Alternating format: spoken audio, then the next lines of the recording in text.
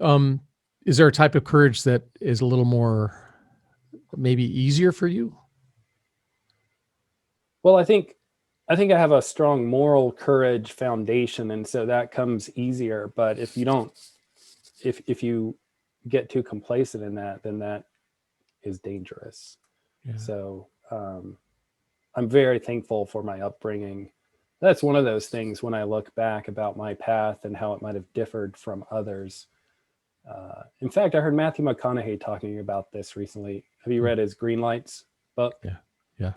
I didn't read the book yet, but in one of his interviews, he was talking about his own upbringing and being very traditional and religious, and that foundation. Yeah, even though he mentions straying away from that, so to speak, that Mhm. foundation really uh, became important to bring him back to where he is now. Sure. So I'm very thankful for that foundation. Absolutely. And I think that's something that's missing in society is that strong foundation, that you can build on. I think the reason we see so many people kind of wandering and drifting is because they don't have that foundation. So, yeah, totally agree. And I would Um, say that emotional courage is something that I'm actively learning. So in owning, well, I suppose this is true whether you own a company or whether you work for somebody, but I only know the owner's perspective. It can be a serious roller coaster. mhm. Like one day you have money in the bank, and the next day you're borrowing money from the bank, the Yeah, same bank that you used to just have a bunch of money in.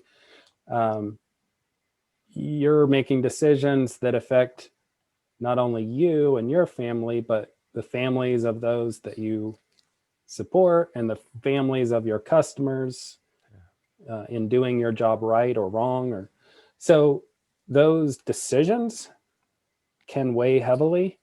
Um, and I personally just have a tendency to have pretty big mood swings, I guess you yeah, could say, for lack of a more scientific word. yeah. I get a sale or I get close to a sale and I get thrilled, and then if somebody doesn't like something that I've done, I get devastated. So learning to deal with that emotionally, recognize it, process it, deal with it without it just coming out.